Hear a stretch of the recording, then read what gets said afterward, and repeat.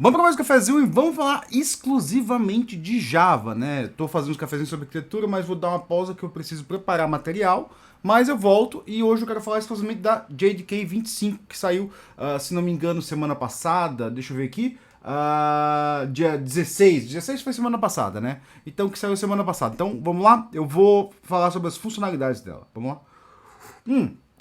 Eu já venho falando de Java há bastante tempo aqui, né? E o que eu sempre falo de Java é que assim, o Java ele tá avançando muito. Então, se você não é do mundo Java, você não percebe que a cada 6 meses entram funcionalidades novas do Java, entram muitas coisas novas, assim, avanços de performance, né? A gente teve ali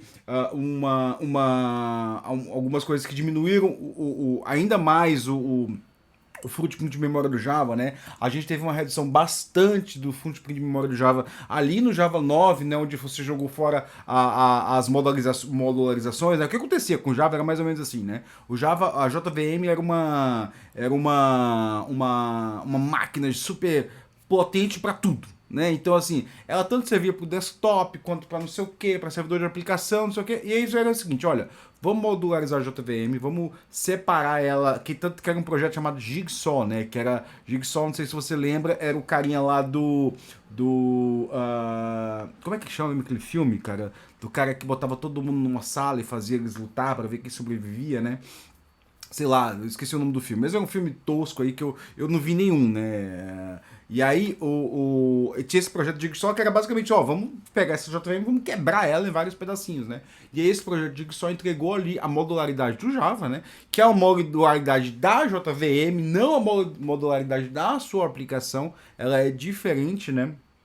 A modularidade da aplicação a gente pode falar em outro contexto, porque é uma coisa de design de aplicação, né? Você pode fazer uma aplicação modular, mas aí se entregou que isso reduziu bastante o footprint de memória, né? Agora tá olhando para aqui, olha, a gente pode reduzir o footprint de memória ali, olhando para coisas minoritárias, e assim, percebeu-se que se olhar para coisas minoritárias, como tipo, olha, qual que é o header de um objeto, você consegue reduzir bastante, tanto o footprint de memória como a velocidade da JVM.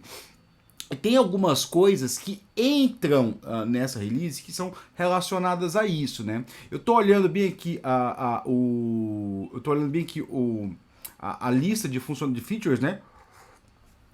Eu vou deixar o link aqui para você, então você pode olhar. Aí você pode olhar no link que tem 25, você pode mudar para 24, 23, 22 e você pode ver as funcionalidades que entram em cada release, né? Para quem não sabe, o Java, ele tem desde o Java, se não me engano, do Java 9, né? O Java 9 demorou anos ali depois do Java 8. O Java 8 ficou anos ali como a última release, até porque esse projeto de Jigsaw foi muito complicado e ele não podia ser feito em paralelo, né? Tipo, não dava pra fazer em paralelo com outros, né? Então, assim, eu abri agora do 24 aqui, caso você não tenha percebido, né? Eu abri do 24. Óbvio que você não percebeu que eu não tô com o patrocínio na minha tela, né? Isso é óbvio, mas assim, eu fui ali pra abrir porque eu quero ver o que tá acontecendo, porque a gente mesmo se perde um pouco, né? Eu gosto, assim, de acompanhar em alto nível, não gosto de ficar indo a fundo, de ver, porque assim, ó, como a linguagem evolui bastante, o que está acontecendo? As empresas estão ficando para trás, né? As empresas estão ficando para trás. Algumas empresas têm alguns processos que falam assim, né? Ah, eu vou só usar quando for LTS, né? LTS, como é que acontece com LTS, né? E aí eu não vou lembrar direito, né? Tipo, LTS, você escolhe algumas versões, aí vai ter lá 4 versões, aí vai ter um LTS. 4 versões, uma LTS. Ou é 3 versões, uma LTS. Então você tem uma LTS a cada 1 ano e meio ali, em média. 1 ano e meio ou 2, né? E LTS significa Long Term Support. O que significa Long Term Support? Vamos lá, vamos ver. Vamos dizer que a 25, eu não sei se a 25 é LTS. Vamos ver que a 25 seja LTS, né? Então o que vai significar? Vai significar que, olha, encontramos um bug aqui, né? Então aí já chegamos na 27. Vamos corrigir aonde? Vamos corrigir na 25, na 21 e na 17. Tá? Nas LTS. Ah, e a 22? Cara, a 22 não, tipo, a 22 não é LTS, foda-se ela, tipo, você quiser usar, você usa, mas assim, tipo, ela não vai ter correção de bugs. Então só nas versões LTS tem bugs, né? Muitas empresas têm isso, né? Que eles vão corrigindo versões só na LTS, né? Isso faz parte do processo de desenvolvimento, né? Mas voltando aqui, né? Eu tava falando assim, que a linguagem está evoluindo bastante. Tem várias frentes de evolução. Então, se você olhar, se você ficar debulhando ali o site do OpenJDK, você vai ver que existem vários projetinhos ali. Tem até o link, se você olhar no site do OpenJDK, vai ter na lateral, na lateral, assim, vai ter projects. Vai ter projeto Ember, Babylon, Crack, Code Tools, Coin, Common VM, Device.io, Duke, Grau, tem vários projetos, né? E aí, se você acessando cada projeto, você vai ver que quem que faz cada JEP, né? E aí, caso você não saiba o que é uma JEP, né? Java Enhancement Proposal, né? Que é a proposta de melhoria do Java. Então, a JEP, né?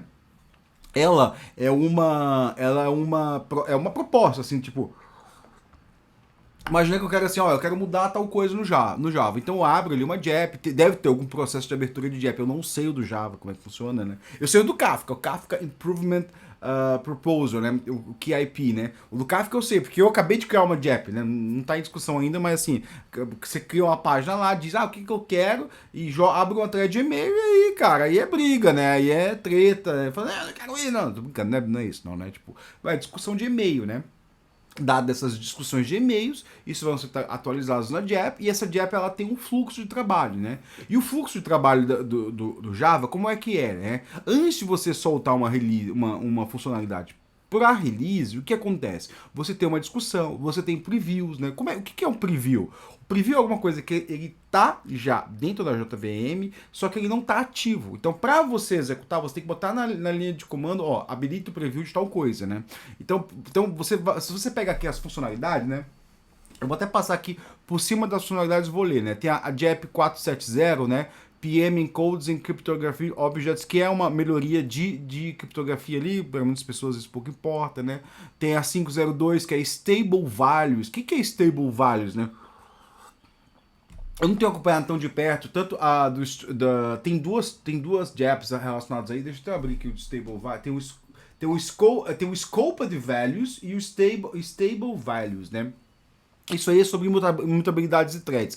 Eu acredito que isso aí esteja querendo importar as funcionalidades de ownership de memória do Rust. Né? E aí o que eles preveem com essas funcionalidades, tanto a Scoped Values como a Stable Values? Que você vai melhorar o desempenho da sua aplicação através de uma maneira diferente de você gerenciar a memória, né? Gerenciar a memória de execução. Você não vai ter um objeto que ele é alterado por todas as threads e ele tem que ser thread. Não vai ter mais isso aí. Eles estão meio que dropando nisso, né? Tem a 503, que é a remoção do poste 32 bits para 186, né? Que é basicamente assim, né? A gente dá poste para muitas arquiteturas, algumas que não são mais tão boas, 32 bits do x86 não é muito mais usado, então, ó, foda-se você. Se tiver um Windows 95 lá rodando, não sei o que, não vai ter mais suporte a Java, não. É basicamente isso. Mas que é uma coisa que, assim, não tem que se preocupar muito, né? A concorrência estruturada, que é uma outra. Eu nem lembro direito como é que tá essa concorrência estruturada aqui, porque eu acompanhei muito pouco dela, né? Mas é uma outra. É uma outra forma de você fazer concorrência, que aí.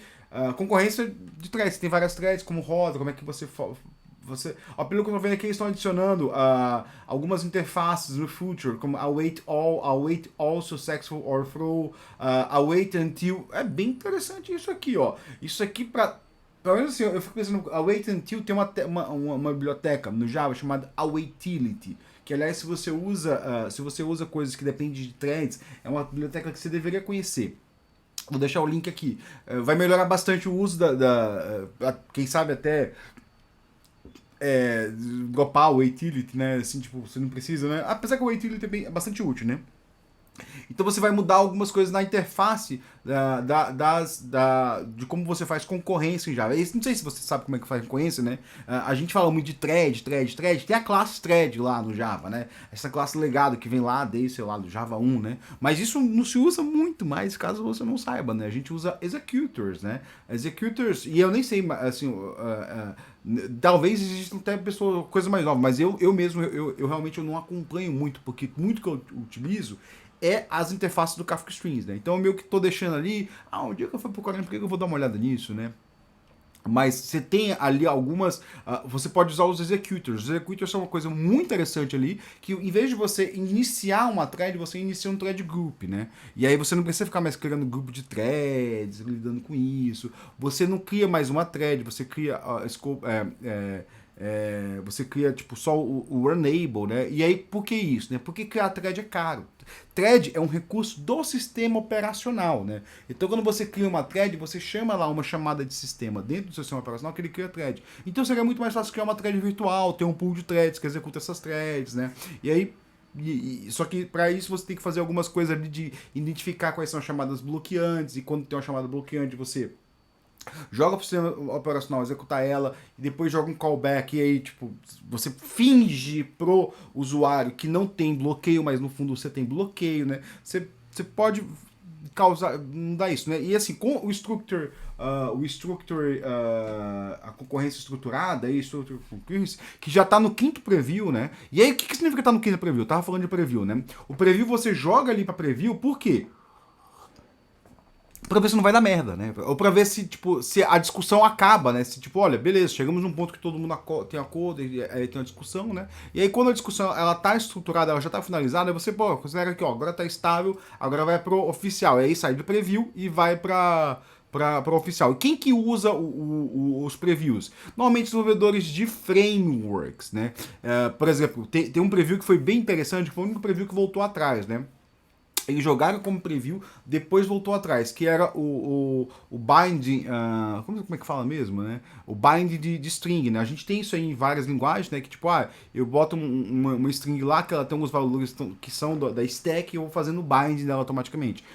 Isso aí eles não chegaram a um acordo da forma como você ia fazer esse bind, né? Por quê? Porque tem muito frameworks de front-end, tem muito frameworks de binding, de aplicações de relatórios, tudo, e não teve um acordo, né? E não teve um acordo, falou assim, isso aqui vai quebrar com alguém, né?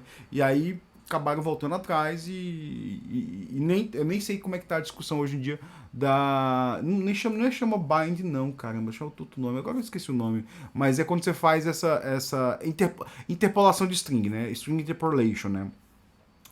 E aí, vamos seguir aqui, ó. Tem o stable value, o scoped values vai entrar como oficial, né? Então você tem a entrada do scoped values, né? Então você tem essas duas discussões aí sobre concorrência aí que tá entrando. Tem a 507 aqui, que é Primitive Types in Partner Instance of Switch. Isso aqui é bem interessante. O que é isso aqui? O Java olhando para a programação funcional, tá trazendo aqui o partner matching para tipos primitivos. Isso é muito bom, galera. Isso aí, se você ainda não sabe usar ali a switch expression, cara, isso muda a forma como você faz código absurdamente, né? Porque o switch, antigamente, era só um controle de fluxo, né? Então você tinha ali, você mudava o fluxo da aplicação. Hoje o switch ele não é mais algo de controle, não é algo, uma estrutura de controle de fluxo, ele é uma estrutura de inicialização, de retorno de valor. Então, ou seja, se você pegasse ali, por exemplo, o Java, ele é baseado em C, é uma linguagem baseada em C. E o C, basicamente, as estruturas dela são para controle de fluxo, né? Com isso, ela está olhando um pouquinho mais para as linguagens baseadas em programação funcional. Por exemplo, as linguagens de programação funcional são baseadas mais ou menos numa linha do Lisp. No Lisp, tudo é retorno de função. Então, assim, no Lisp você não tem um controle de fluxo, você tem funções só, né? E com isso, o switch, ele vira uma função. Ele vira um controle de função ali. Então você vai poder o quê? Eu vou fazer algo que eu nunca podia fazer, pegar assim, ó, declarar uma variável e botar a saída, a inicialização dela como um switch, uma switch expression, né? Por que isso é bom, cara? Porque isso vai reduzir a complexidade do seu código pra caramba, né? Você pode botar uma função que é basicamente um switch ali, cara, isso fica lindo, o código fica lindo, assim, ó, dá uma olhada em switch expression e agora a gente sabe que tá no preview ainda, né? Você vai aceitar primitive types, né? Tem a Vector API. O que é a Vector API ali? É o que a gente está falando o tempo todo de IA. IA fala com vetores, né? Então tem essa Vector API aí. Deixa eu até dar uma olhada aqui. Que é uma API nova de vetores. E esse não é vetores assim, um array, tá, galera? São vetores muito grandes, né? Você tem assim, esses, por exemplo, eu não sei se você imagina, mas eu lembro de muito tempo até quando eu estava na faculdade, né? Um professor ter falado assim, tipo, não sei o que, a gente nas linguagens, isso, quando estava falando, não tem suporte a vetores espaço, né? Que são vetores espaço? Quando tem poucos números ali, um monte de zero, né? Isso aí você não vai alocar tudo isso de memória, você vai alocar só onde tem valor, né? Então, a Vector API talvez seja isso aí, né? Mas é uma biblioteca de vetores, galera, que vai vai criar vetores ali de uma forma mais inteligente dentro da memória. E assim, abri a spec, a JEP dela. Se você acha que você precisa dela, dá uma olhada na JEP. Eu acho que é muito improvável que você, um desenvolvedor comum aí, vai precisar se preocupar com esses vetores aqui, né? Tanto que você vê pouca estrutura de código aqui, um monte de bytecode aqui, tipo, um monte de coisa eu tô vendo aqui, ó, implementação, performance de compilador do bytecode, então vai com calma aí, não precisa ficar se preocupando com essa API de vetor, não. E aí você tem umas coisas legais, que é a Javafly Record CPU Profiling experimental, né? Tem o Key Derivation Function API, isso aí também volta para criptografia, ou seja, você está o Java olhando para criptografia, que também tem um projeto olhando para criptografia. Tem o Módulo Import Declaration. Isso aqui eu dei uma olhada e falei assim, cara, eu não sabia que isso ia entrar e eu acho muito legal. Imagina tem aquele pacote ali, né, aquele módulo que você fala assim, eu vou usar essa classe em todo canto. Todo canto vai ter um hash map ali. Então, em vez de você fazer o import de toda a classe, você faz no módulo e aí cada vez já está carregado, né? Eu acredito que seja isso e é muito interessante isso, né? Porque, deixa eu ver aqui, né? Export... Não sei se é isso realmente, né? Não sei se é isso realmente, né? Não, desculpa. Você joga o import do módulo, não só o import do pacote dentro da classe, né? E aí você muda como as coisas ficam. Desculpa, eu tava falando besteira, tá, galera? Até porque assim, eu tava imaginando que isso fosse uma importação de pacote por módulo, né? Eu não tenho acompanhado muito a fundo o Java, né? Tô fazendo isso porque pediram um cafezinho. E eu também gosto de acompanhar, né? Eu falei assim, cara, eu vou dar uma olhada aqui e vou fazer um cafezinho, né? E aí tem aqui, agora assim, ó, agora a funcionalidade que todo dev JavaScript Python queria em Java, porque vai parar de reclamar agora, né? Que é o Compact Source Files Instance Main Method, né? Agora você não precisa declarar mais aquele bando de coisa package off, class off. Não, só bota um main ali, roda aquilo ali com Java, né? Não sei se você sabe, mas você não precisa mais compilar o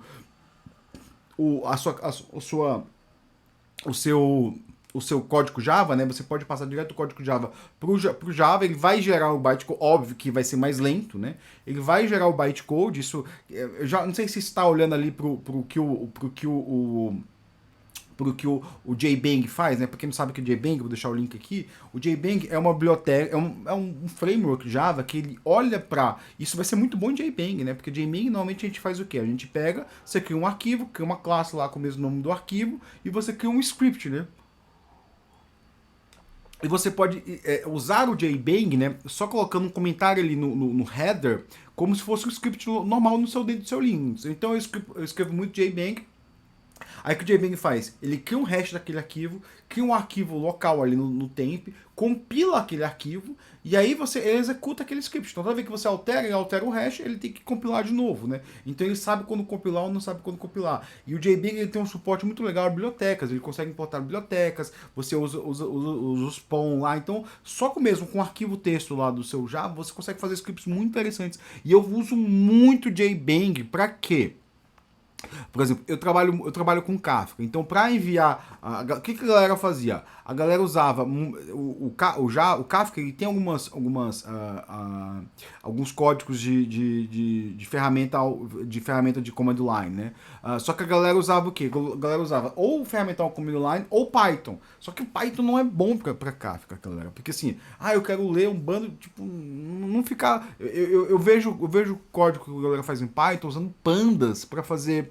E é difícil de executar, é complicado, não funciona legal. E quando você faz ali usando um JBang, sai muito melhor, um código muito mais limpo, né? Até porque, assim, é código nativo, né? O Kafka não é nativo para Python, caso você não saiba, tá?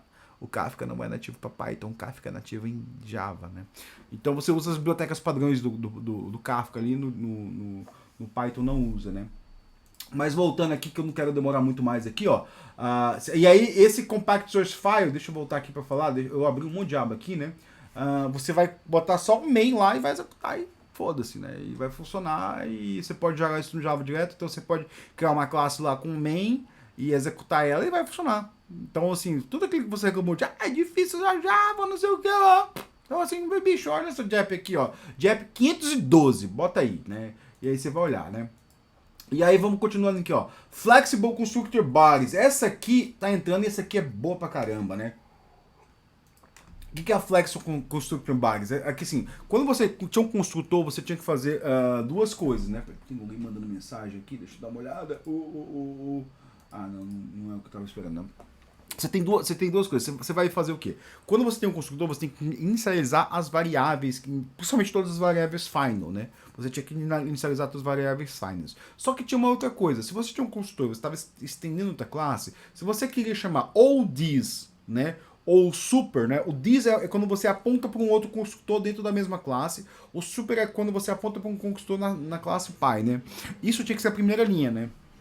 O que a gente fazia? A gente pegava, criava métodos estáticos para inicializar algumas coisas e inicializava essas variáveis ou num this ou no super. Então a gente fazia gambiarras ali para conseguir fazer isso. Por quê? Você não conseguia calcular nenhum trecho de código antes do this ou do super. Isso era uma pendência ali do próprio Java, ali dada a como foi implementada as classes, né? Então com a flexibilização do constructor, você consegue adicionar código antes da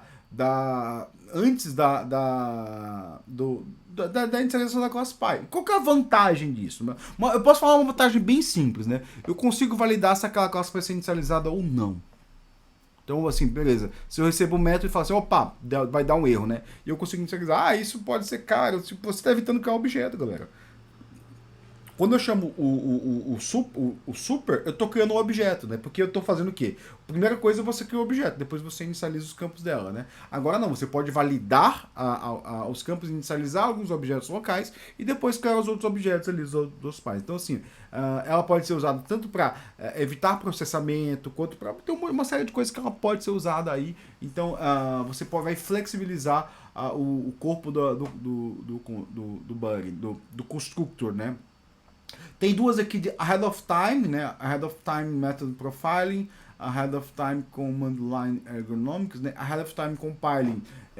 Deixa eu até abrir aqui para eu ver, né? É uma forma de otimização de código, né? Então, eu não sei para que serve isso aqui, eu creio que sim, se você quiser. É Ahead of Time Cache, né? Vou até ler aqui para ver se, ó. Melhora o tempo de warm-up, né? O aquecimento da JVM, fazendo os métodos de execução de profiles iniciais antes da aplicação estar disponível, né? Quando a JVM inicializa. Isso vai habilitar o JIT Compiler a gerar código nativo imediatamente assim que a aplicação inicia. Entendi. O que acontece assim, né? O que é a Ahead of Time Compiler, né? O Java, ele gera o bytecode ali. O bytecode, ele é executado, né?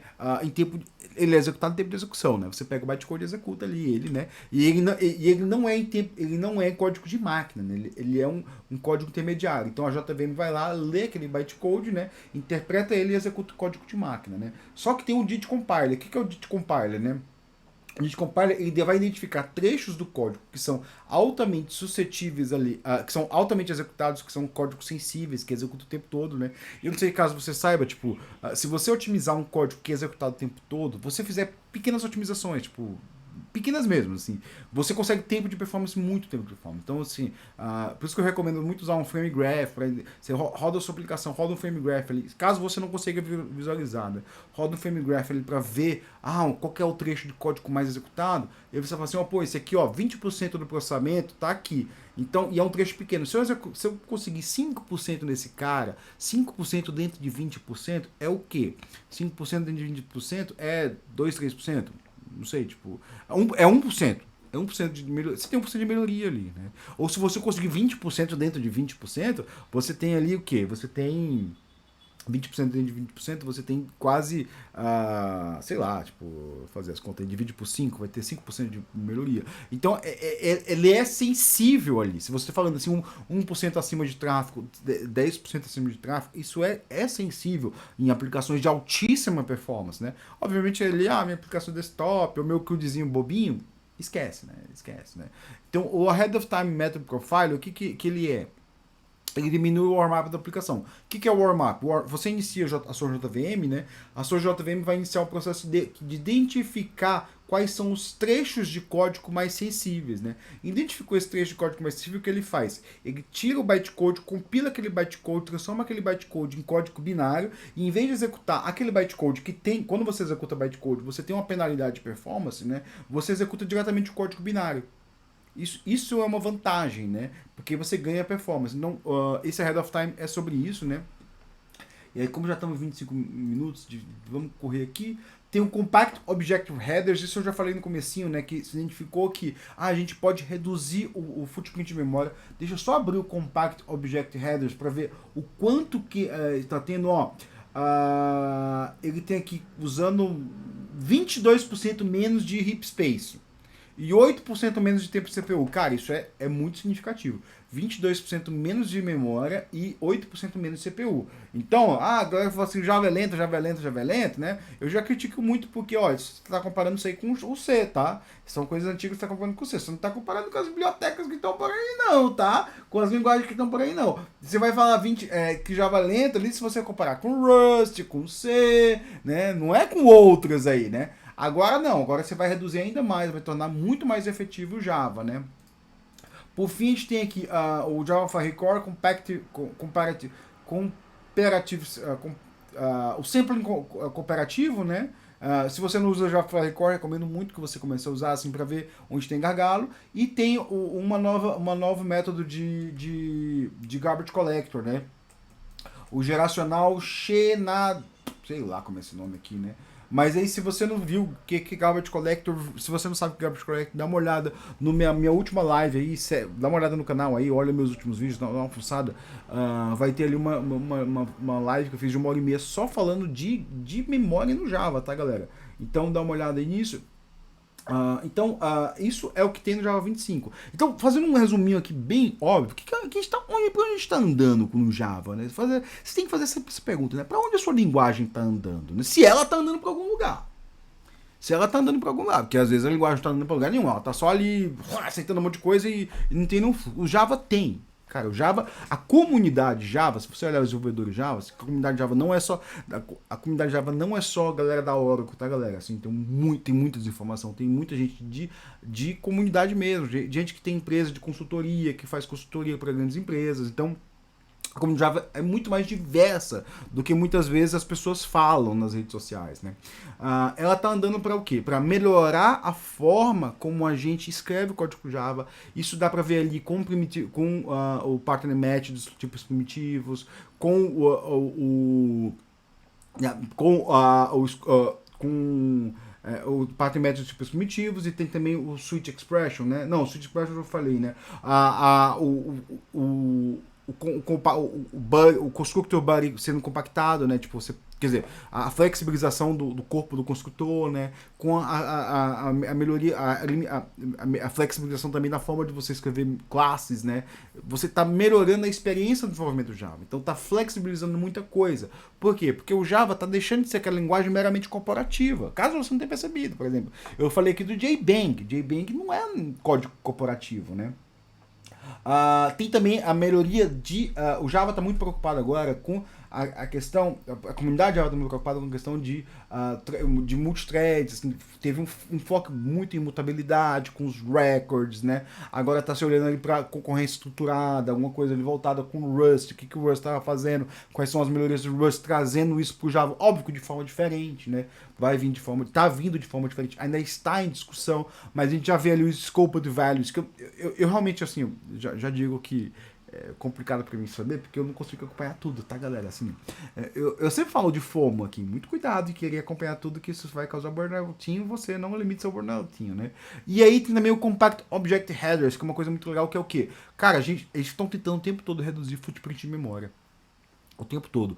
O Java já teve uma melhoria muito ali depois do Java 9 e já continua tendo até hoje, assim. Se você for comparar ali Java 17 com 21, Java 11 com Java 17, você vai ver que melhorou bastante, tanto o footprint de memória, quanto o tempo de CPU, né? Então é isso, pessoal. Meu cafezinho de quase 30 minutos aí. Acho que eu nunca fiz um cafezinho que não fosse um cafezinho especial de quase 30 minutos. E a gente vai continuar com os temas de arquitetura mais à frente, né? Eu tenho que preparar material. Ontem fica o dia todo sem energia, então não consegui preparar o material. E eu espero que tenha te ajudado alguma coisa. Então dá o like, compartilha e vamos que vamos. Valeu!